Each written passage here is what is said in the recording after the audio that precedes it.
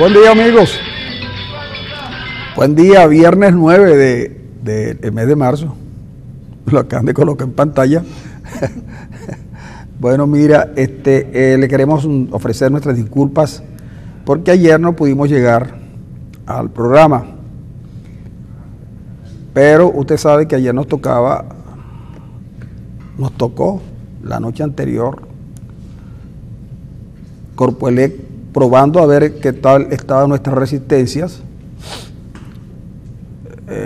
Acabó con la electricidad y acabó con nuestro sueño también. No, como usted cree, no, Ariana y yo no dormimos juntos, que en la zona donde él vive y en la que yo vivo se fue la electricidad al mismo tiempo. Y entonces, bueno, se nos hizo prácticamente imposible, porque cuando no era un apagón de 2 o 3 horas, venían luego los bajones, que son terribles porque uno no haya que hacer. Los bajones lo hacen sufrir mucho más a uno porque resulta que los bajones dañan los electrodomésticos, los aires acondicionados, las licuadoras, las lavadoras, los microondas, las batidoras, los aparatos de sonido, los televisores y hasta los teléfonos y las tabletas. Porque si usted la está cargando en el momento en que comienzan las subidas y bajadas, usted puede ver cómo se le daña su equipo. Y entonces, bueno, no sabe si cuando llegó la electricidad va a llegar completa, no sabe si se va a ir enseguida, y mucho menos sabes cuántos bajones. Ayer, por ejemplo, después yo tuve sin electricidad desde las 11 de la noche hasta entrada a las 10 de la mañana o más. Luego vino, hasta las 6, y estuvimos electricidad hasta las 6:15 de la mañana, y luego se fue. Gracias, yo reconozco que efectivamente tuvimos esos 15 minutos de electricidad, gracias al esfuerzo hermanado que el gobernador junto con Corpoelec hicieron para que tuviéramos por lo menos 15 minutos de electricidad. Imposible de cargar las baterías de los teléfonos, en fin. Todo esto se los digo para que ustedes no crean que no vinimos, porque nos dedicamos a otra actividad mucho mejor, tal vez más espirituosa, pero no, se trata de sufrir los embates de la desgracia que vive el venezolano hoy, pero que más adelante yo les contaré, porque hoy quiero decirles, porque la semana pasada apenas lo esbozamos, que esto de la electricidad, los bajones, los apagones y todo no es ineficiencia del gobierno. No se trata de que no se hayan hecho el mantenimiento correspondiente debido a maldades del gobierno, sino que se trata de una política de Estado. Pero resulta que esta mañana, leyendo Bien Dateado, el diario electrónico online de Dámaso Jiménez, hay una carta que le envía el presidente o el director del Hospital Universitario de Maracaibo a médicos, enfermeras relacionados y afines, donde les dice que de ahora en adelante las medicinas, los insumos y cualquier otro tipo de requerimiento para hacer operaciones deben ser entregados en la oficina del doctor Tarantino. Tarantino se llama así, Tarantino. De esa familia del cineasta. Seguramente, yo no lo pongo en duda porque el Hospital Universitario parece una casa de terror. Y las películas de Tarantino tienen mucho que ver con sangre, pero resulta que el problema de la sangre es grave también en Maracaibo. Pero bueno, lo cierto es que el director sabiamente dice que hay que llevarla los insumos. Entonces ya usted sabe, si tiene un enfermo en el Hospital Universitario susceptible de una operación, y usted tiene que comprar desde las batas de los médicos, los tapabocas, los gorros, la anestesia, los guantes, etc.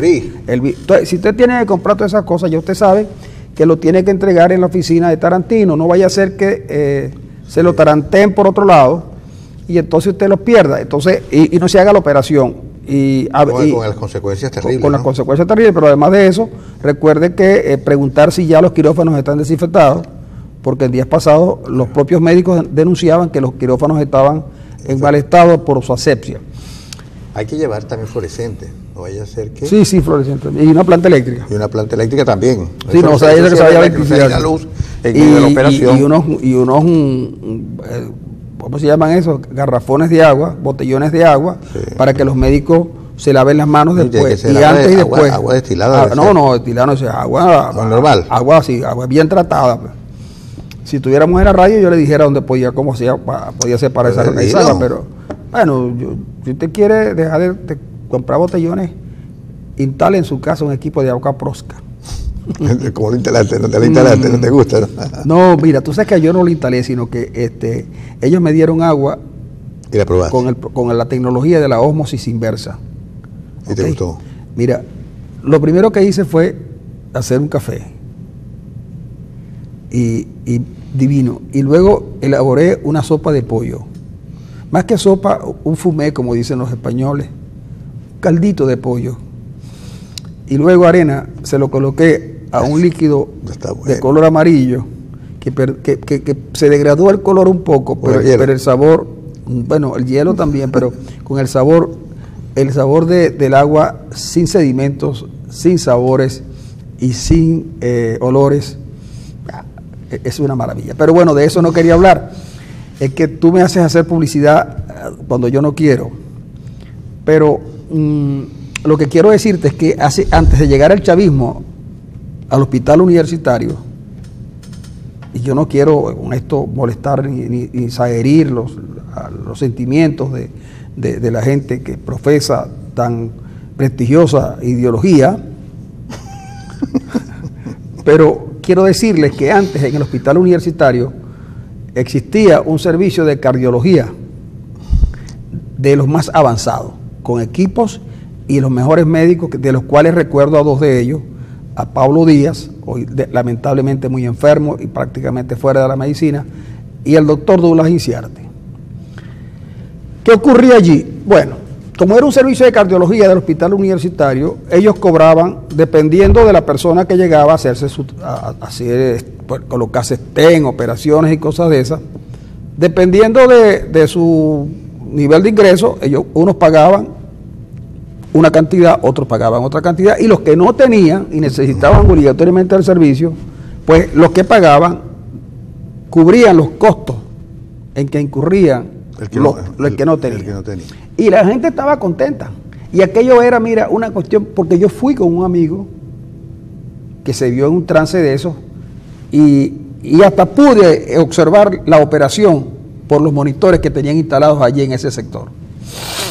Pues llegaron los señores de la ideología que nos gobierna y decidieron que eso no podía ser. No, que aquí nadie tenía derecho a pagar. Bueno, ocurrió que el servicio se acabó, los médicos se tuvieron que ir, y vaya y pregunte ahora dónde está el servicio de cardiología. Pero lo grave no es eso, lo grave es que ayer decían que eso no podía ser, porque el Estado estaba para cubrir la necesidad de la gente. Y hoy el director les dice que lo que lleven para las operaciones se le entreguen a Tarantino. Víctor Tarantino o algo así se llama. Entonces, fíjense, yo te decía hace unos días atrás que conversando que por cierto te tengo una de esas que te va a gustar mucho, pero no las voy a adelantar. Aunque ya yo las adelanté un poco en el Twitter ayer, ¿no? Yo decía que cogiéramos 5 o 6 sitios de Maracaibo, que no teníamos que ir tan lejos para que no nos saliera muy costoso, y que buscáramos un referente de precios que teníamos hace un tiempo atrás y lo que tenemos ahora en Venezuela, incluso calculándole los niveles de inflación que habían antes, ¿ok? Para darle el precio real, pues, el precio de mercado, no precio contante, sino precio de mercado. Entonces, en el caso que yo escogí fue el Hospital Universitario y la Maternidad Castillo Plaza. Y no íbamos a comparar con lo pasado, lo que íbamos a hacer era observar cómo estaba con un estándar que debe tener la Organización Mundial de la Salud. Simplemente eso. Con un estándar de la Organización Mundial de la Salud, hasta reducido a su cita a lo básico, para analizar el hospital universitario. ¿Te has raspado? Pues por supuesto, la persona me dijo, yo no voy contigo porque yo sé que tú tienes razón. Lo que pasa es que tú no te has dado cuenta que el país ha mejorado, y le dije, pero dime un área donde ya se haya mejorado, por ejemplo, que ustedes puedan mostrar. Si ustedes le hubieran mostrado, por ejemplo, al Zulia, que todo el dinero lo gastaron haciendo el puente Nigales, no lo terminaron. Las carreteras están en peor estado que antes.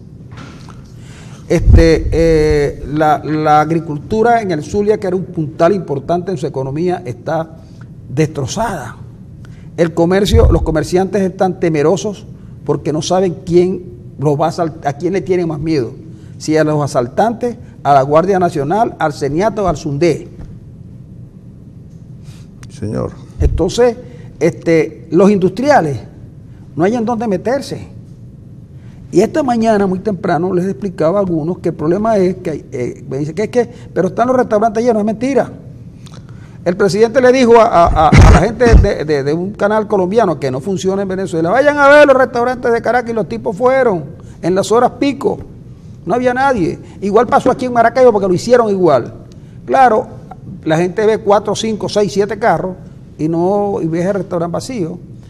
Cuando le pregunté a un tipo de un restaurante muy conocido en Maracaibo,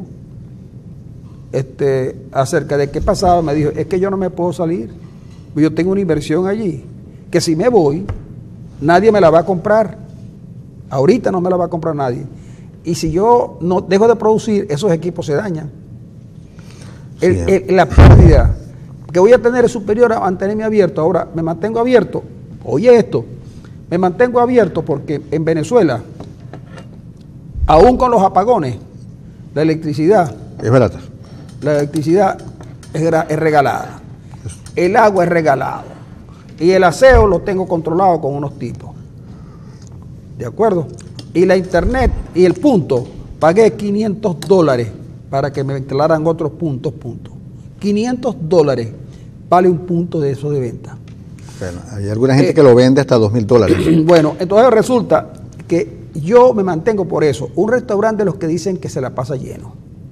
Hay algunos restaurantes muy importantes en Maracaibo que han tenido que cerrar. Bueno. Importantísimos. Hay uno muy importante ahí en la zona de lo que llaman las Naciones Unidas, que tuvo que cerrar. Claro. Es un extraordinario restaurante, casi una especie de paradigma en la ciudad, cerró porque no podía.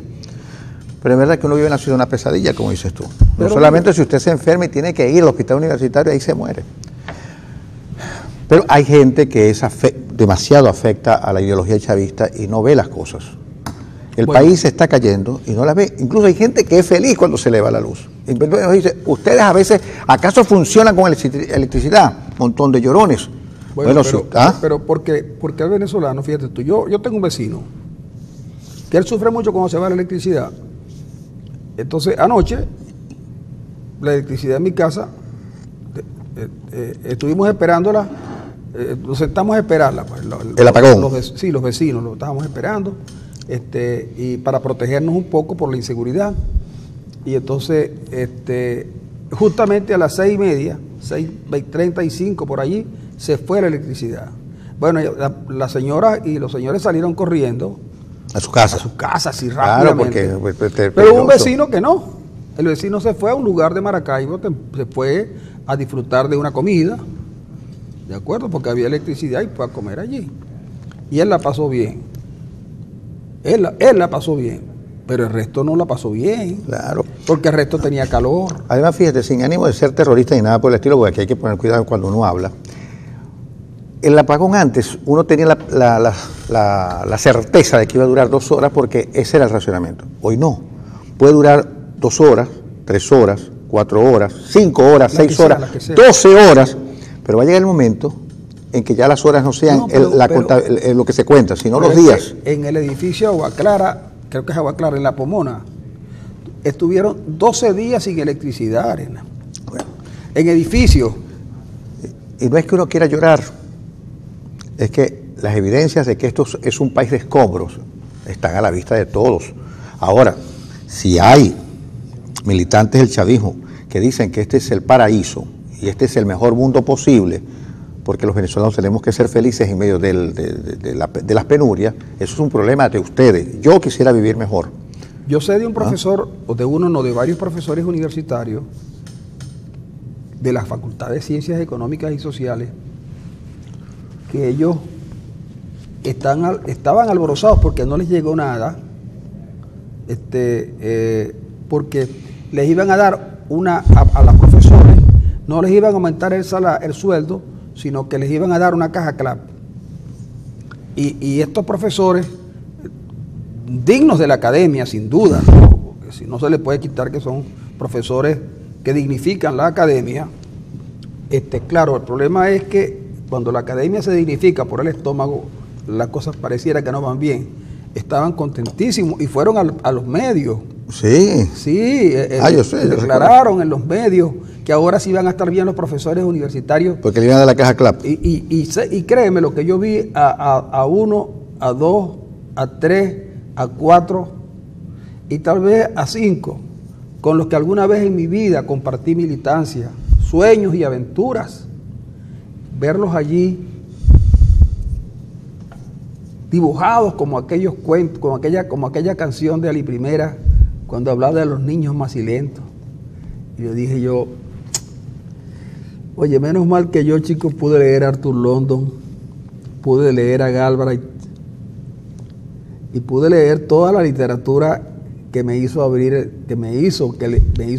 el entendimiento, porque me vi en la fotografía y me dio dolor. Sí, es que es verdad. Me dio dolor de lo que yo pude ser, Arena. Yo leo en la prensa esta madrugada leo en la prensa, que en Carabobo un señor descuartizó un perro para comérselo. En Carabobo. A mí me daría dolor. A mí me daría dolor. Y yo decía, yo no sé a quién decirle pobre, si al pobre perro o al pobre hombre. Porque para llegar a los extremos de tener que matar a un perro para comérselo es porque la situación debe estar muy mala. ¿Ah? Debe estar mala, pero esa es culpa también del perro. Primero, no tanto culpa del perro, sino culpa de todo este dislate que hay con con el hombre que dirige los destinos de Corea del Norte, que la gente, viendo que este es un loco de atar, que le tiró al tío, se lo tiró a una jauría de hambrienta, se lo comieron al tío.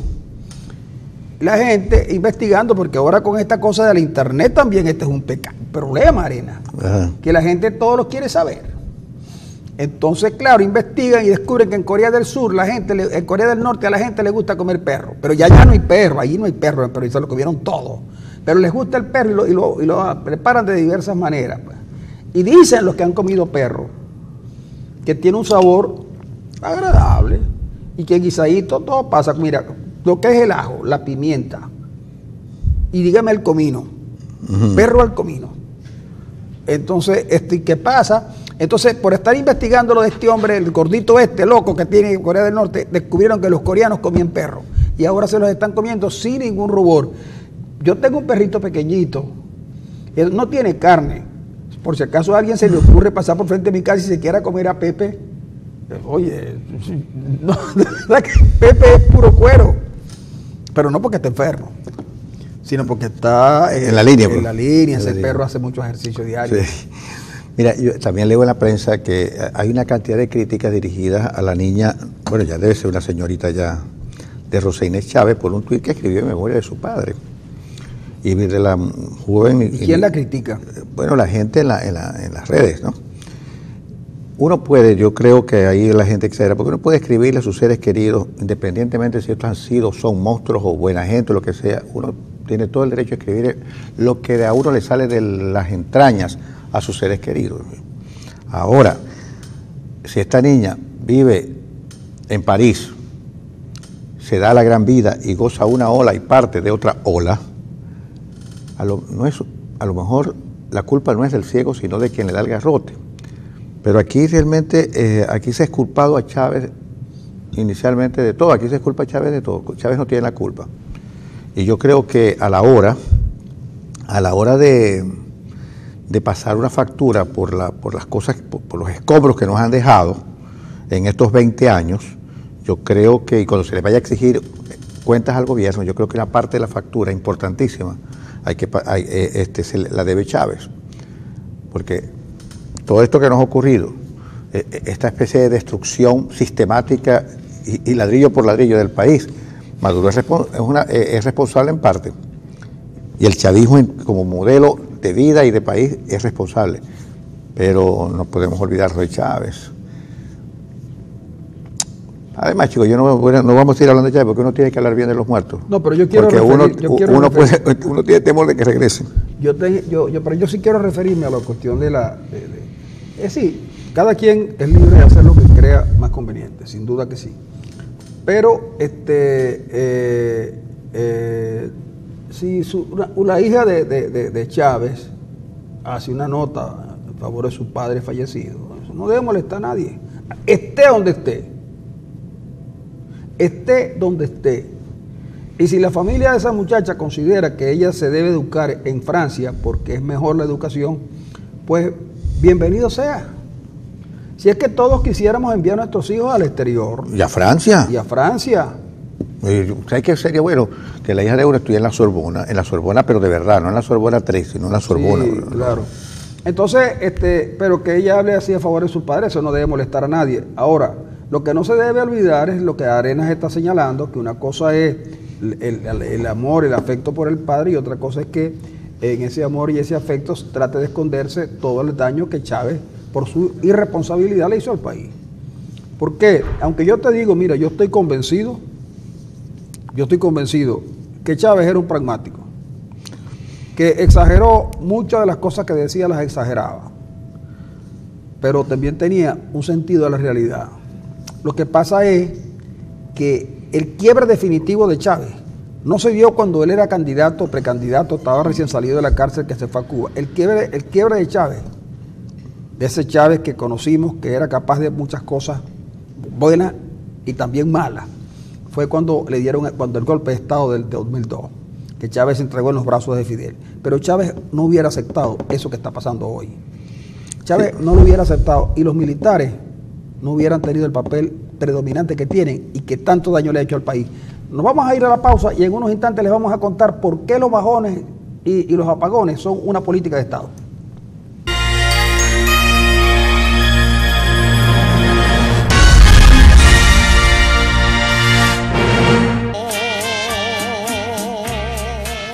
Viernes de románticas y algo rocoleras, aunque la rocola, que por cierto la rocola le dio, la marca Rocola le dio su nombre a ese equipo, porque eso es una marca. Es una marca, la marca Rocola.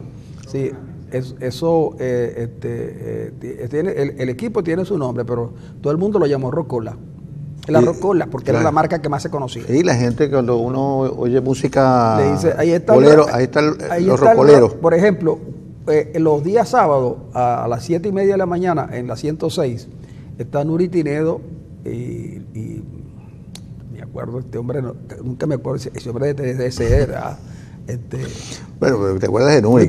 Luis Paredes y William Reyes hacen un programa magnífico los sábados y nos tiran un viajecito de Rocola y pura música vieja. Yo estoy por conseguirle a él a ellos un musicalizador, aunque Luis es de primera, que trabaja con nosotros. Pero nosotros tenemos uno de primera. Nosotros tenemos uno de primera que se lo voy a...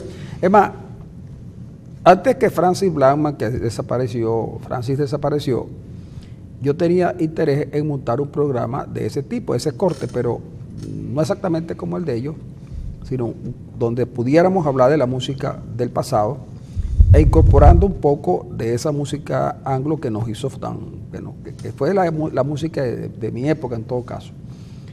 Iba aquí con Francis Blackman, es un programa como ese, pero desgraciadamente Francis ya no está con nosotros, y me iba a llevar a Emmanuel para ser el productor musical del programa. Pero ya no lo pienso hacer. Ahora pienso hacer un programa de comedias, y voy a hacer otro programa con Arena, donde vamos a hacer puras cuñas. Y vamos a hacer cuñas el break no va a ser de cuñas, sino de algunas que otras informaciones de las cosas positivas que en este país pasan. Bueno, ya eso sí sería una cuña. Un trabajo además un trabajo de investigación serio. Claro. Fíjate tú que, por ejemplo... Y puede ser inclusive bien interesante, porque escarbar en las cosas positivas que ha hecho esta gente, mira, es un trabajo fácil, laborioso. muy fácil. No es fácil. Tú sabes que fácil. En una oportunidad, siendo candidato Nixon contra Kennedy, Richard Nixon, que luego fue presidente de los Estados Unidos, era vicepresidente de Eisenhower, contra Kennedy. Y entonces le preguntan a Eisenhower que cuántas veces había participado Nixon en los debates importantes del país. Y Eisenhower le contestó en plena campaña. Le dijo, si me dan una semana puedo ver si le consigo uno. Dicen que eso ayudó mucho a Kennedy. El propio presidente. Sí, que el propio presidente. Después Eisenhower trató, tú sabes, de dorar la píldora y tal, no lo pudo. ¿No? Hay razones. Que por cierto, a la luz de la historia norteamericana, no la que nos vendieron a nosotros, sino la que el apoyo que Kennedy tuvo fue un apoyo variopinto. Incluso se cuenta, Arenas, que una señora de apellido Campbell, a quien conoció Kennedy por intermedio de Frank Sinatra, que dicen que Sinatra fue quien le arrimó un poquitín de dinerito a la campaña Kennedy, porque Sinatra era muy amigo del viejo Joe, papá de John, que le presenta esta señorita Campbell a Kennedy, y Kennedy la convierte en una de sus servidoras. Pero ella era además muy amiga íntima de un tipo que era Granchiana, que era uno de los jefes de la mafia, y de Rosselli, que era un pistolero en nombre de la mafia. Por cierto que cuando ya Kennedy en el poder, la CIA le dio un par de contratos a este par de caballeros para que asesinaran a Fidel Castro. La historia, alguien la terminará contando, pero el equipo, inclusive la nuestra, ¿no? Inclusive, no, la nuestra, claro, porque es que, mira, la nuestra, por ahí escribió un joven, que no recuerdo el nombre ahora, un libro, que relata en tiempo de novela, ¿de acuerdo? Con muy poca ficción, lo que pasó en Venezuela. Sí. Yo no me acuerdo el nombre del libro, porque yo lo había leído y lo cargaba en la mano, y alguien me dijo, mira, ese libro lo quiero, y solo lo regalé. Pero no me acuerdo, es un libro donde hay unas denuncias tan bravas que luego han ido saliendo, ¿no? Entonces, en Venezuela pasarán, mira, 10, 20, 30 años, pero esa familia que se enriquecieron en estos tiempos y que luego ostentarán la riqueza, serán los nuevos amos del valle, tendrán que de alguna manera explicar cómo hicieron para convertirse de pobres a ricos. Cómo quien no tenía nada terminó, no tenía ni carro, terminó con yates y propiedades enormes. Sí, yo creo que esto es un país que ha sido saqueado, ¿verdad? Este es un país que ha sido saqueado. Esto es un país saqueado. Mira, la gente dirá, bueno, usted, no, es impresionante. Si usted dice la cantidad de dinero que tuvo el país en los últimos 20 años, las cifras más modestas dicen que es $1,5 billones. Si usted hiciera un esfuerzo de ver cómo se traduce eso en obras y en bienestar para la gente, ese $1,5 billones, usted se queda asombrado, porque ni hay bienestar, al contrario, hay un incremento de la pobreza en un 76%. En un 76% hay de pobres en Venezuela. Yo recuerdo que Chávez en un momento determinado llegó a decir que en Venezuela el 80% de la población era pobre. Eso no era verdad. Había pobreza, mucha, sí es cierto, pero como ahora, nunca, porque además ahora no producimos nada y no hay divisas para importar. Entonces, el que no quiera ver las evidencias empíricas que esta crisis nos ofrece todos los días, mira, a mi casa llegan, pues, invariablemente al mediodía, es un desfile de niños macilentos, descalzos, gritando, señora, ya uno sabe que esos niños están pidiendo comida, y uno va y les da cuando puede, no siempre se puede, pero cuando se puede se les da. Bueno, ustedes dirán, si en la llamada Cuarta República, eso era el pan nuestro de cada día, y eso no es verdad. como no es verdad que la gente comía perrarina, eso no es cierto, pero hoy en día algunos estamos comiendo de la basura, y se come de la basura, muchos sectores comen de la basura. Entonces, mira, a veces hay gente que no quiere ver estas evidencias que nos ofrece la vida todos los días. Yo me quedo asombrado porque yo paso por un sector donde hay reuniones de chavistas anotándose para la bolsa CLAP o para la caja CLAP, y de verdad son muchos. Y uno a veces llega a pensar, ¿cómo un país que atravesó los Andes de ida y vuelta, descalzos, sufriendo de mal de páramo, pero con una voluntad de hierro increíble, y fue y decidió el destino de América en Boyacá, y regresó, hoy en día prácticamente, bueno, un sector importante de la población se inmoviliza por miedo, por la bolsa CLAP, por el bono de la mujer, por el bono de Semana Santa, por el bono del Día de la Independencia.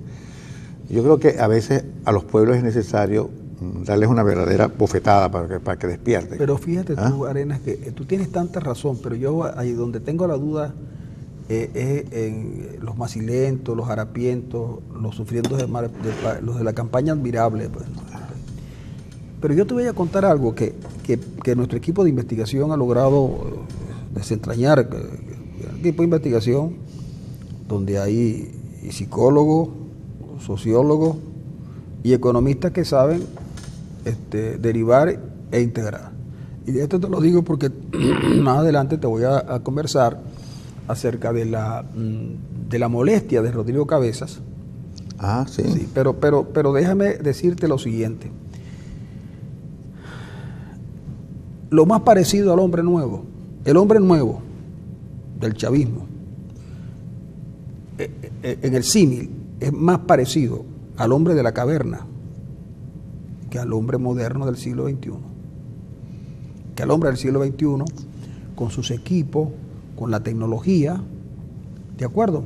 Fíjate que ya, por ejemplo, Amazon, en su principal tienda en los Estados Unidos, Amazon está inaugurando una tienda donde no va a haber cajeros ni nada.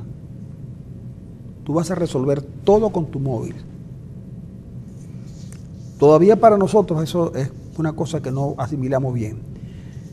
Pero hay preocupación en el mundo hoy, porque el automóvil sin conductor es 95% más fiable que el automóvil conducido por un ser humano.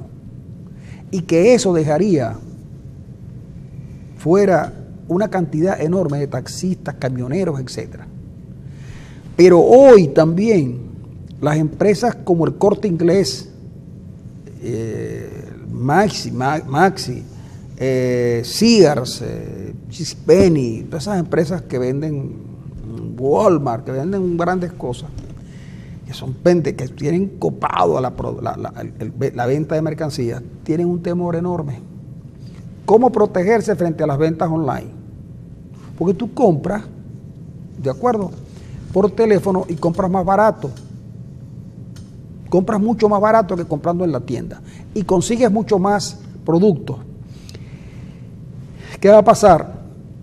Que ya están aprobando que las pizzas lleguen a tu casa en esos carritos, ¿de acuerdo? A los que tú accedes a un código, le das al código, abres la puerta, el vidrio de atrás y sacas la pizza. Eso ya lo mostraron en Miami. Pero los drones te pueden atraer a tu casa lo que antes traían los camiones esos de mercancía. Todo. Y el mundo va hacia adelante. Bueno, eso a alguna gente le suena mal, porque la gente se deslumbra con la tecnología y deja de pensar en el ser humano, que es guiado por grandes sentimientos de amor, tal como dijo el Che Guevara, después se ve ser raspado a 3.000 cubanos sin juicio y sin nada. Y entonces, ¿cuál ha sido el gran problema de nosotros con respecto a los cubanos? Que los cubanos no conocieron el éxito. ¿Y cómo medimos el éxito? En lavadora, secadora, cocinas eléctricas, arroceras, microondas, sartenes eléctricos, batidoras, televisores LED. No te olvides de la licuadora. La licuadora, en fin, una serie de cuestiones que le han dado a la gente confort. Y ese confort los hace poco pensar en las cosas que el socialismo cree que deben ser. Entonces, fíjate lo siguiente, Venezuela se había hecho de un stock muy grande por la bonanza que este país vivió y nosotros no veíamos. Incluso llegamos a decir que el país no había sembrado el petróleo, cuando tú y yo somos una señal más que evidente de que sembraron el petróleo. Entonces, ¿cómo acabar con eso? Que hay que hacerlo aquí, porque en Cuba no tenían nada de esas cosas, porque Cuba 60 años atrás, pues. Entonces había que crear un mecanismo. El mecanismo fue, Arenas, diseñar primero, sin que la gente se diera cuenta, ir destruyendo lo que es la fuente de energía de esos equipos. ¿Qué es cuál? La electricidad. ¿Tú recuerdas en 2010 un apagón gigantesco que hubo en Venezuela? ¿A quién le echaron la culpa? Creo que era a una rama. A una rama. A una rama. ¿Y qué pasó? Que el gobierno enseguida decidió gastar una cantidad enorme de dinero para mejorar la calidad de la distribución y también la generación. Mientras tanto tenían paralizada Tocoma y otras represas como la Vueltosa allá en los Andes. Pero la gente dice, no es que esos tipos son ineficientes, no, las paralizaron porque esa era la única manera de acabar con la fuente de energía de estos electrodomésticos que estaban haciendo que la gente pensara en la modernidad, en el futuro, en la comodidad. ¿Tú crees que fue deliberado? Sí, fue deliberado. Que fue calculado, contabilizado perfectamente. Claro. Que el venezolano desmejorara su calidad de vida como proyecto político. Es un proyecto político. Para que nos arrastremos. Es un proyecto político que está plenamente sustentado, porque ¿a dónde van los apagones? Los apagones los hacen porque no hay mucha electricidad. Pero los bajones buscan un propósito. No es fastidiar a la gente como te estás, por ejemplo, en la casa y entonces ya compraste los protectores, ¿ok? Y crees que estás seguro, pero los protectores también vuelan. Entonces resulta que cuando vienen los apagones, yo tengo un vecino que se le acabaron 17 bombillos, que tienen un promedio de 900 bolívares cada bombillito, y se le dañó la lavadora. Y el último apagón se llevó el sistema de apagado de un aire acondicionado central de una casa que tú conoces, donde te guardaron el queso de cabra.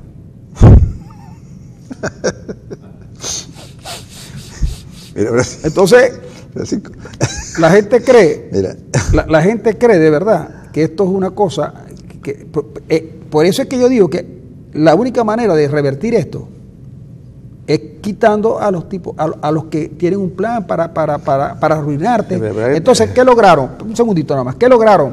Que muchos venezolanos se fueran para el exterior. Eso es una buena parte, porque así es parte del programa. Es parte del programa. Algunos se van para el exterior y venden los electrodomésticos. A los que lo compraron les tiran 3 apagones. Los apagones van a seguir 5, 6, y rompiendo, acabando con los electrodomésticos. Ese proyecto no es de corto plazo, es de mediano plazo. O sea, se disminuye el consumo por la gente que se ha ido, más por los aparatos pero que además, se pagan. el problema no es tanto el consumo. El problema es destruir ese confort que la gente tiene. Porque mientras tengan eso, la gente sigue pensando. Claro, la gente la gente por estar viendo televisión deja de llorar cuando Chávez se muere. La gente por estar viendo televisión deja de hacerle caso a Maduro en las cadenas porque la radio sí va a seguir. Y a lo mejor va a ser energía selectiva, solo para radios. Pero para tocadiscos no, porque para eso vamos también. El que tenga su tocadisco que lo guarde, porque consume menos energía, pero tiene que buscar las agujas. Ese disco se rechazó. Bueno, precisamente. Y el que tenga sus discos de vinilo, que los guarde. No, es que el disco de vinilo va a volver. Bueno, pero que los guarde. Y el que tenga, mire, todas esas cosas. Pero que lo guarde no para usarlo, sino para recordar.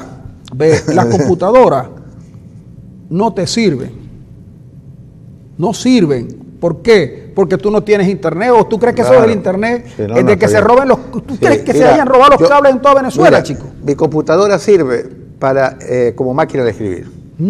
Como máquina de escribir, porque la semana pasada, en medio del apagón de 12 horas que hubo, se robaron los cables de telefonía. Pero no se los robaron, tú no sabes si se los robaron o no. No sé, pero fíjate lo curioso, resulta que la CanTV, los trabajadores de la CanTV no pueden ni siquiera ir a inspeccionar los daños que se han producido, bien sea por robo o bien sea por defectos del asunto, porque la policía y la Guardia Nacional vigilan las instalaciones y evitan que los trabajadores hagan el diagnóstico, porque pueden ser los ladrones de los cables.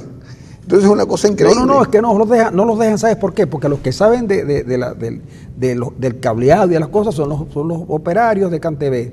Entonces no los dejan. Entonces, es sospechoso que se roben los cables aquí y en Guadalito y en San Felipe y en todas partes. Entonces, pero eso es un plan. Ese es un plan que debe dirigir una mente siniestra, algo diabólica, pero nosotros con nuestros equipos de investigación logramos llegar al meollo del asunto. Es decir, no hay solución, porque esta es una política de Estado. ¿Tú crees que la caída, la pérdida de... ¿Cómo es que se te ocurre que un país haya dejado de tener billetes, chicos? Sí, eso es una cosa de eso. Bueno, vamos a sacar cuenta.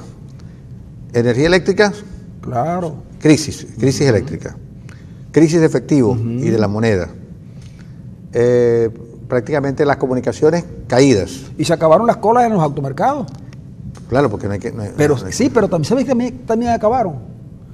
Los carros por puestos en Maracaibo, que nadie los pudo acabar, que Di Martino los convirtió en patrimonio público, patrimonio histórico de la ciudad de Maracaibo, y acabaron con el transporte público. Y van a acabar con el agua. Y lo más seguro es que entonces, para socializar la cosa bien, en algunas comunidades, por ejemplo, el Soler, Integración Comunal, Sierra Maestra, en sus varias versiones, Corazón de Jesús y el Manzanillo. Ciudad Tablita, van a colocar unos grandes tanques, ¿de acuerdo? Tanques así. ¿Azules? No, azules no, tanques rojos. Rojos, pero de concreto, donde la gente le va a colocar una pila o una llave para sacar agua, entonces cada quien va a ir con sus toneles, con su balde a llenarlo. A eso, para allá van, pero es una política de Estado, eso no es que ellos sean malos. Pues lo que falta es que me digan que van a hacer pinturas rupestres para estar en las cavernas. Pero es que si los tipos supieran, conocieran algo de pintura, pero es que esto también es que ellos son muy básicos, pero si ellos supieran algo de pintura, lo hicieran arena, porque es que vamos a volver a eso, y entonces si socializamos el agua, entonces cada quien se llevará pipote y medio. No se puede llevar 2 pipotes y medio. ¿Y qué es lo que están haciendo con el carnet de la patria? Claro, un poco, también organizar. Entonces tú llegas a coger agua y no tienes el carnet de la patria, no te dan el agua, porque en Cuba, para trabajar, tú necesitas ser miembro del Partido Comunista. Y si tú no trabajas... Eres vago. Eres vago. Y si eres vago, vas preso. Si tú no eres del Partido Comunista, no trabajas. Y si no trabajas, eres vago. Y si eres vago, vas preso. Vas a escuelas de transformación y de reeducación. Como dijo Iris Varela, que iban a hacer con Guaido, que se llama él. Caro. Como dijeron que iban a hacer con Caro, que lo iban a reeducar para que asumiera el camino del bien. Ese es el camino, el bien. Entonces, yo digo que frente a esto, es difícil, claro, pues imagínate tú que yo tenga que explicarle esto a Henry Ramos, ahora a Aveledo, a Borges. Oye, Aveledo otra vez dirigiendo la mesa. Pero que si eso fue, chico, la bellaquería de Capriles, chico. Sacar a Aveledo la vez pasada fue una bellaquería de Capriles para poner a Pachugo Torrehabla, pero después la misma bellaquería de Capriles. Claro, chico. Y la bellaquería de Capriles es la que quita a Guanipa de gobernador del Zulia, chico, muchacho, que tanto le costó llegar, Arena. Ese no vuelve a llegar más nunca a nada. Guanipa nunca más va a hacer nada, porque Guanipa perdió su oportunidad por estarle haciendo caso al bellaco de Capriles. Porque es un bellaco. Y por cierto, ahora que nombras a Capriles, bueno, lo del proyecto de dirigirnos hacia atrás, hacia la pérdida de calidad de vida, hacia convertirnos en una sociedad casi tribal, me llama la atención y habrá que, que afinar más esa investigación, porque sería volver, al mundo, al buen salvaje y por supuesto al buen revolucionario. Y eso es una hipótesis interesante. Es decir, si realmente esto obedece a un proyecto sistemático, coherente, sin fisuras internas de un proyecto político que nos llevaría definitivamente al comienzo de la historia. Y hay que ser muy, muy precavido, porque fíjate, la serpiente estaba antes de Eva, pero la serpiente solamente le paró a Eva cuando Adán le puso una hoja de parra. Y eso es historia, pues.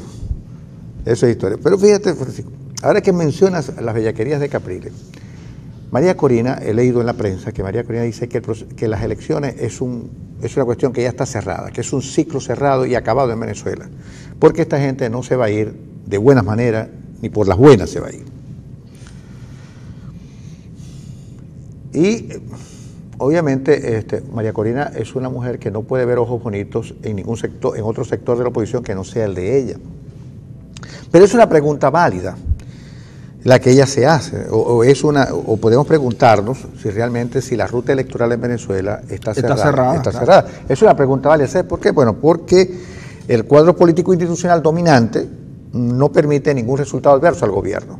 Entonces, la inquietud de María Corina, que ya sabemos cómo es, que es una persona que llama a salir a la calle, que llama a esto, que llama a aquello, y prácticamente le cierra el camino a la oposición, que funciona organizadamente, hay que hacerse la pregunta, ¿está realmente la ruta electoral cerrada en Venezuela? Porque las instituciones realmente que dirigen este proceso cierran cualquier posibilidad de cambio en Venezuela, inclusive hasta cambian los resultados que la gente se da en los procesos electorales. Y en ese caso, lo que anuncia María Corina debe ser parte del debate que la oposición se haga, especialmente ahora que por primera vez, desde hace bastante tiempo, tiene una iniciativa interesante que es el Frente Amplio, donde está todo el mundo está allí, porque en Venezuela, con el Frente Amplio puede producirse lo que pudiéramos llamar una revuelta democrática. Y yo creo que es muy interesante lo que puede estar ocurriendo y ojalá que los errores se minimicen y que el Frente Amplio sea la vía adecuada y correcta para producir un cambio democrático en el país. Ojalá. Pero fíjate tú que yo igual que tú, creo que la vía electoral pareciera cerrada. Pero cuando tú te planteas otra salida, ¿de acuerdo? Tienes que decirle a la gente. ¿Cuál? Exactamente. ¿Cuál? Claro, chico, porque fíjate tú, es que yo me había hecho el propósito de no comentar este tipo de cosas, dejando que la gente pueda tomar su decisión sin necesidad de interferencia. Pero una vez que la oposición hace un acto tan importante y que entienden que hay que ir mucho más allá de los partidos y hay que sumar a lo que queda de lo que llamaban sociedad civil, y lo hacen en un lugar emblemático como la Universidad Central de Venezuela. Al otro día María Corina Machado, o el mismo día María Corina Machado se reúne con no menos de 30 o 40 muchachos en un aula de la Facultad de Economía de la Universidad de Carabobo. Y en los medios comienzan a promocionar un evento y luego vienes y te vas a las redes y descubres que en las redes los tipos dicen, no, eso es que lo tiene que dirigir a María Corina o a Ledesma. Y son tipos que lo que tienen en seguidores son es 3, 4. Prácticamente nada. Nos vamos con la bellaquería de Mario a la... Ponga la disconola o la sinfonola, marca Rock Ola.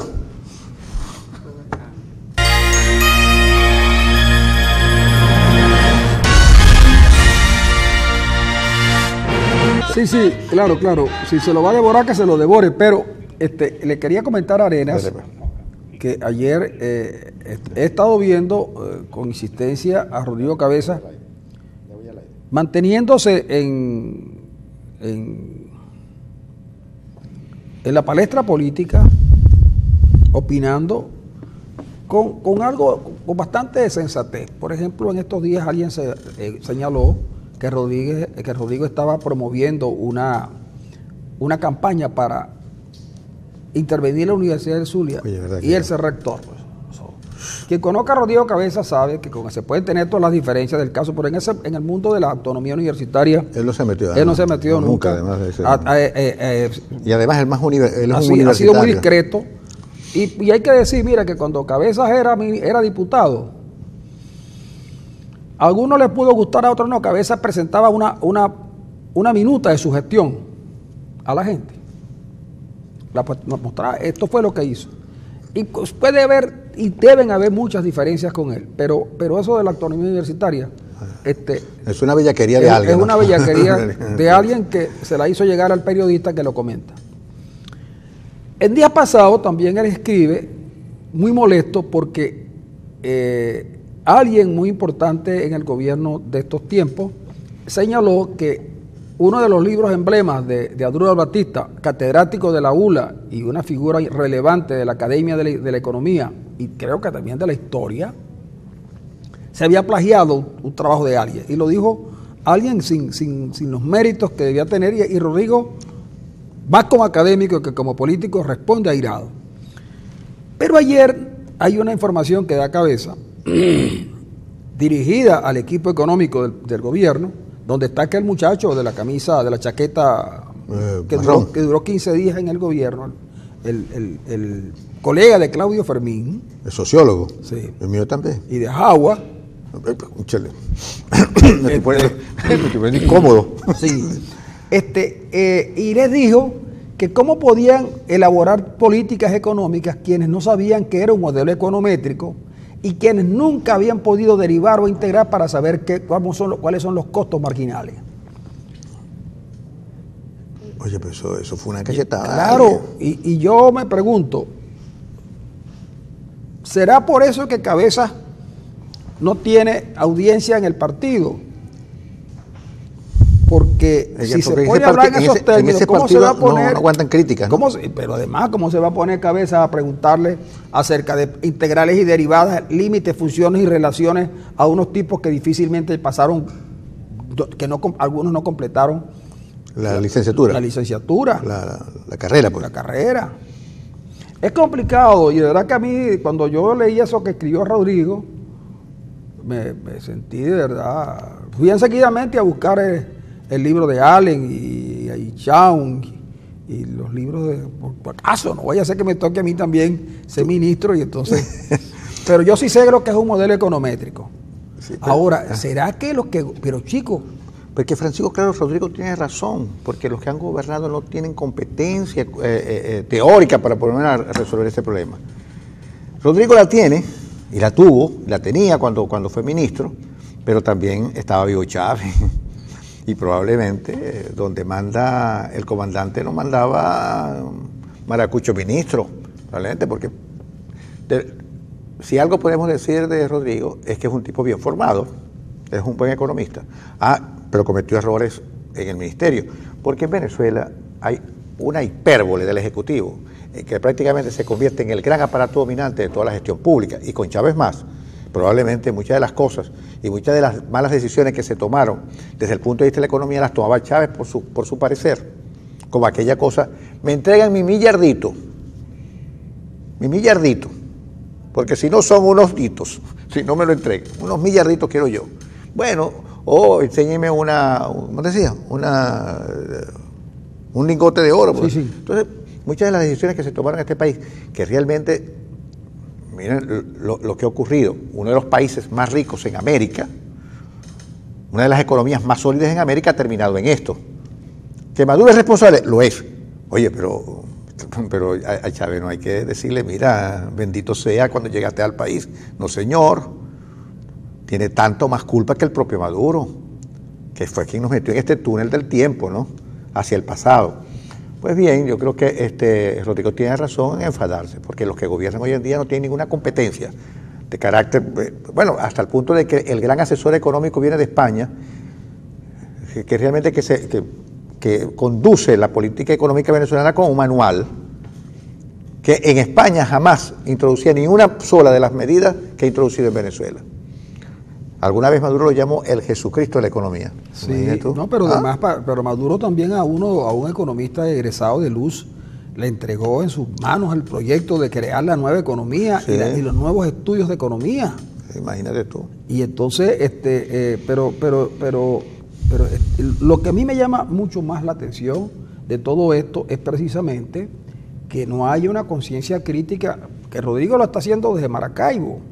Y yo le he dicho a Rodrigo que cuando él quiera puede venir para acá a conversar con nosotros en el mejor ambiente, porque nosotros no somos en estricto sensu entrevistadores ni nada por el estilo, simplemente conversamos, Arenas y yo, con la anuencia de todos ustedes, que debo decir que debo decir, sin falsas modestias, que somos un grupo, un equipo de trabajo que tiene muchos seguidores en el país. Yo lo sé, ayer no vinimos al programa por las razones ya expuestas, y sin embargo las llamadas y los mensajes fueron muchísimos. Y nosotros estamos aquí en Global TV porque nos sentimos cómodos. Porque nos sentimos cómodos y porque nos agrada el canal y porque estamos en la línea de lo que el canal ha sido siempre, en el sentido de la defensa de la verdad por encima de todo, y después de ser, digamos, como medio independiente, capaces de decir lo que creemos que se debe decir y asumiendo la responsabilidad del caso, no sin antes cuidarnos en cuanto a que nuestras opiniones o nuestras informaciones no vayan a generarle mayores inconvenientes, no solamente a la plana directiva, sino a los trabajadores del canal. Sí, señor. Entonces, pero nos sentimos contentos porque recibimos muestras de apoyo y de afecto. Que se traduce pues cuando uno está en la calle, cuando uno va a la calle. Yo, que no soy un hombre del medio, que no vine aquí buscando nada de fama ni nada de reconocimiento, simplemente para pasar un rato agradable con Arena, con quien hemos trabajado durante mucho, nos hemos divertido, porque eso no se llama trabajar. Trabajan los que se esfuerzan. Nosotros no nos esforzamos mayor cosa, sino que simplemente conversamos una mañana, tanto en televisión como en radio, y la gente nos sigue, ¿verdad? Que cosa que me encanta y cosas que les agradezco. Por cierto, que este canal, que resurge de sus cenizas, como el ave fénix, necesita también que la gente lo vea. Ayer una señora en una panadería a la que yo voy mucho, me dijo, por fin lo volví a conseguir. Y yo le dije, me dice, ¿por qué? ¿Por qué se fueron? Y le dije, porque Arenas se casó. Bueno, no contemos intimidades aquí, porque mi nueva señora tiene 85 años. Y se lo dije. Y le dije, la señora Arenas se acaba de casar con una mujer de 85 años y la señora tiene hijos, un par de hijos que son mayores que él, y tiene que llevarlos al cine y comprarle las cotufas.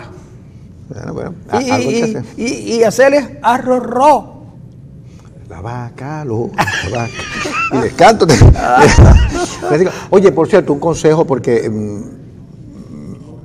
por alguien me enteré de que a Rosales, y que Rosales cuando sale a la calle, y que le dicen, lánzate, Manuel, lánzate. Mira, Manuel, no le hagas caso, eso no te quieren.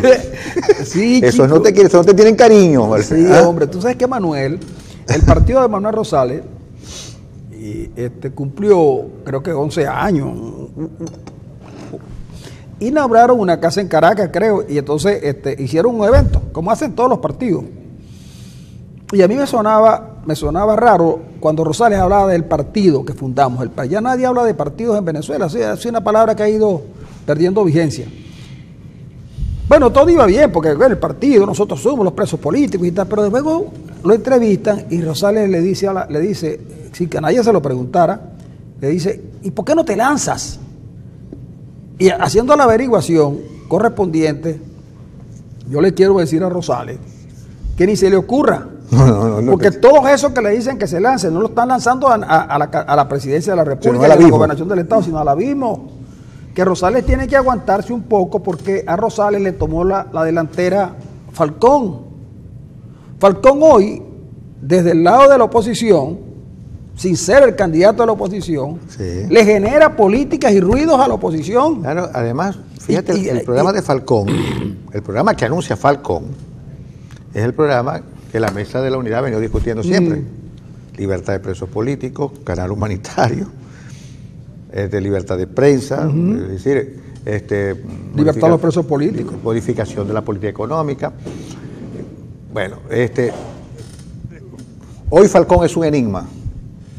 Es un enigma, porque de verdad que participar en unas elecciones donde el resultado está cantado de antemano, lo hace legitimador de un proceso que es amañado. Pero lo hace legitimador de un proceso que es amañado, sin duda, pero que yo creo que si Maduro y su grupo fuesen gente que tuviera un plan distinto al que yo ya esbozaba anteriormente, irían a elecciones libres. Claro. Y podrían ganarlas. Podrían ganarla, ¿sabe por qué?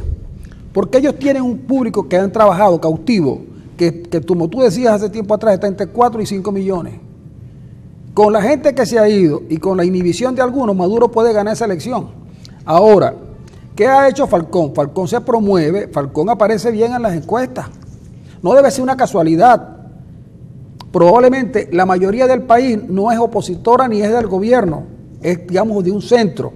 Y a lo mejor a lo mejor sigue detrás de Falcón.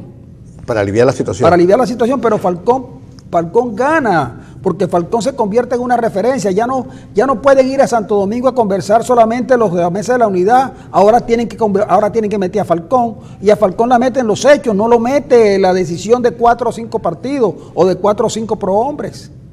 Falcón se juega su derecho a hacer a tener la voz, pero además es que más allá de percibir que él es un legitimador de las políticas del gobierno y de darle cobertura a legitimidad al gobierno, que no la va a adquirir ni que participe la Madre Teresa de Calcuta en las elecciones, el gobierno va a recibir legitimidad. Sí, no. Porque si no hay unas condiciones mínimas, sí, no hay. Ahora, el gobierno tiene un competidor, y ese competidor va a estar allí y va a decir, tiene todavía la prerrogativa de salir a decir que le hicieron fraude y probarlo, porque aquí muchos salieron a decir que fue un fraude y no probaron nunca nada. El único que lo probó fue Andrés Velázquez, y a Andrés Velázquez, como coincidencia, también lo dejaron solo.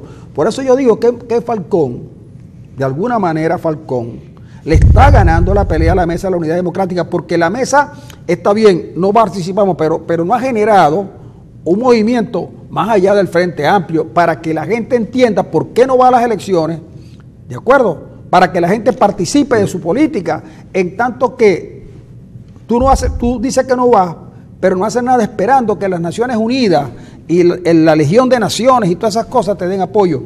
Yo pienso que lo primero que tiene que hacer la oposición de verdad es buscar un poco de coherencia y unirse, chicos. Unirse. Uno los ve en la fotografía y uno siente la tirantez entre ellos, chicos. Mira, ¿tú crees que va a desaparecer tan fácilmente lo que le dijo Ramos, le dijo Babieca a Capriles? Y Capriles le dijo que él no se sentaba donde estaba Ramos. Si tú crees que eso es de político, chicos. ¿Tú crees que entre Caldera, Villalba y Betancourt no habían suficientes diferencias? Chicos, pero no fueron capaces de insultarse al público. No publicitaron nunca su diferencia hasta ese tenor. Esta semana escribí yo el artículo sobre eso, cómo pensar la transición, porque yo creo que pudiéramos estar en vías de la transición si ese acuerdo que tomó el Frente Amplio se convierte en un acuerdo institucional. Solo las instituciones permitirían una transición sin que los aparatos del gobierno reviertan el proceso de una democracia formal, ¿no? Es decir, más o menos por esa vía me voy, después de haber leído el artículo de Ricardo Hausmann ayer. Pero bien, el programa de Falcón, el esbozado por Falcón, es un programa que está allí, más allá, como dices tú, de las acusaciones, de la percepción que uno tiene, que la presencia de Falcón rompe con la línea que la oposición había tomado, y que de una u otra manera participa él, un pastor y Maduro, y 4 candidatos más que vienen también, igual que Falcón, del chavismo,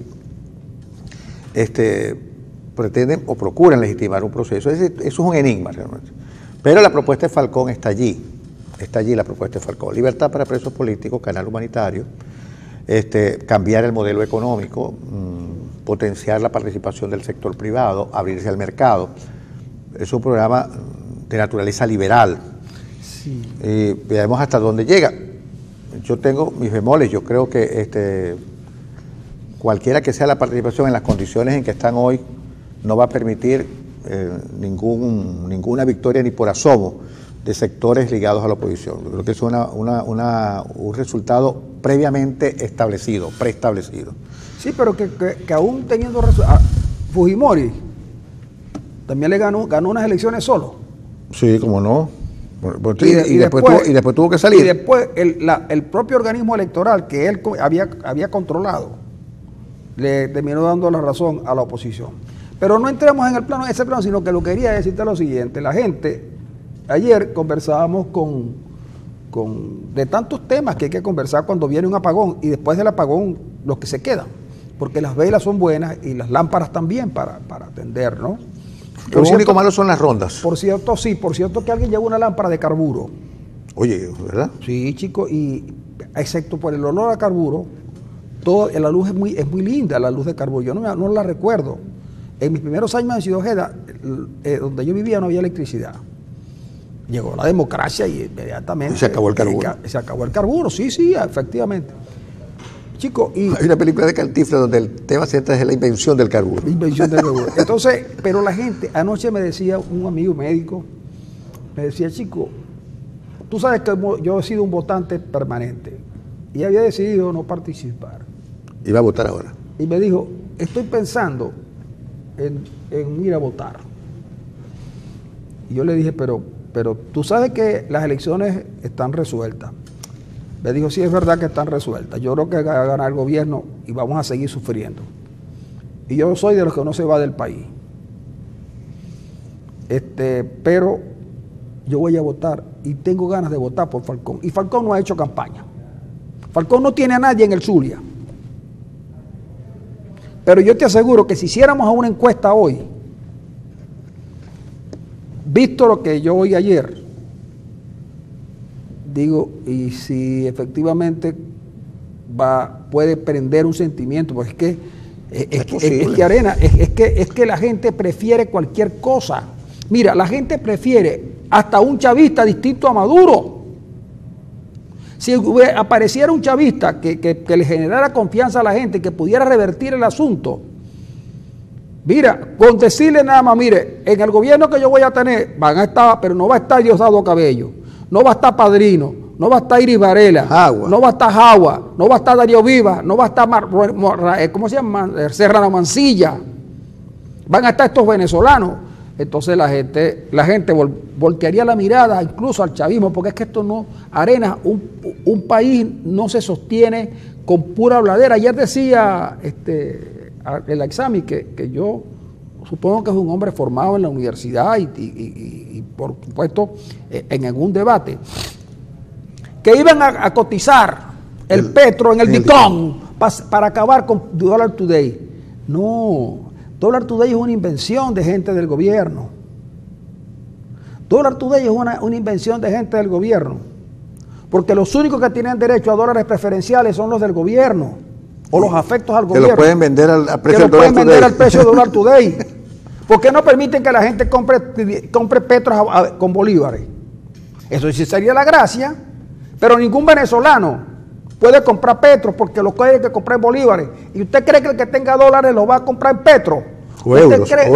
¿Usted cree de verdad que compitiendo en reserva de valor, en unidad de cuenta y en la posibilidad de hacer transacciones, alguien que tenga dólares va a comprar petro? Eso es una locura. Puede comprar oro, puede comprar obras de arte, puede comprar bienes, pero Petro no compra. Puede comprar un pasaje. Sí, pero Petro no compra, nadie que tenga dólares. Ahora, ¿quiénes tienen dólares en Venezuela? Bueno, entonces los que tiene que ser es que le digan a Andrade, que por cierto está investigado fuerte en Estados Unidos, a Andrade, a Ramírez, a Rincón, a Salazar, a Chiera, a esos 5 que compren los petros. Claro, pero el venezolano tiene que comprar en bolívares porque no tiene petro. No tiene dólares. No tiene dólares, perdón. Y si los tiene, no los va a comprar en petros, ¿vale? Entonces le meten coba a la gente sabiendo que las transacciones en petro son tan pocas que el objetivo que estaban buscando no lo lograron. Incluso el objetivo de hacerle creer a la gente que por el petro el precio del dólar está bajando. Y no es así. Nosotros nos vamos a marchar porque Mario ya lo veo ahí levantado. Sí, pero falta. Mira, antes de irnos te quiero decir lo siguiente. Mira, Neymar tiene mensajes. Sí, muchos mensajes. Aquí nos dice... Bueno, léelos y llegamos tarde. Bueno, pero ¿qué pasó con Neymar? ¿Ya se fracturó, no? No, se va para Real Madrid. Ah, bueno. Es bueno que se vaya para Real Madrid, para ganarle todos los juegos. Esa herencia y odio le dejó Chávez, él ofendía e insultaba a todo el mundo, nos escribe. Buenos días, Willy Casanova y Omar Prieto son más de lo mismo porque no se acercan a la circunvalación 3 de punta a punta, solamente hay basuras, huecos y abandono, dice Elvis Andrade.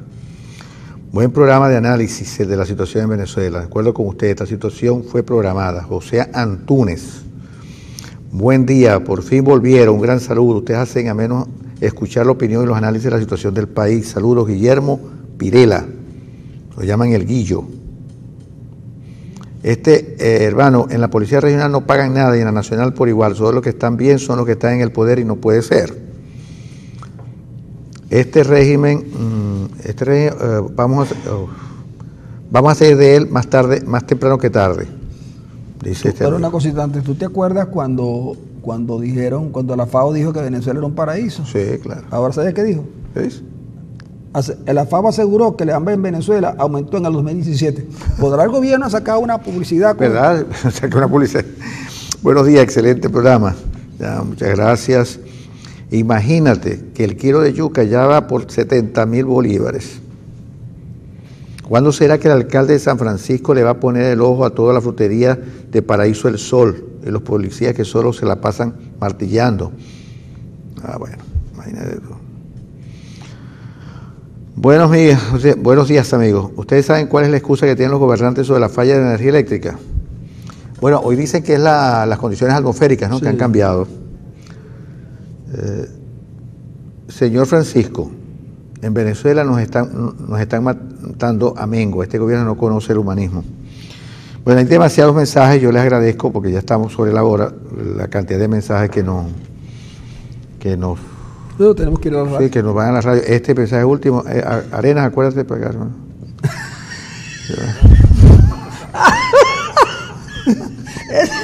Es verdad. Desgraciado, me cobra más. Arena, acuérdate de pagarle a la señora de la fruta.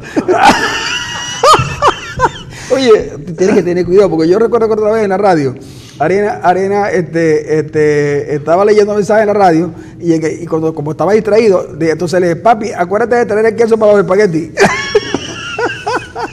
Bueno, nos vamos. Hasta el lunes.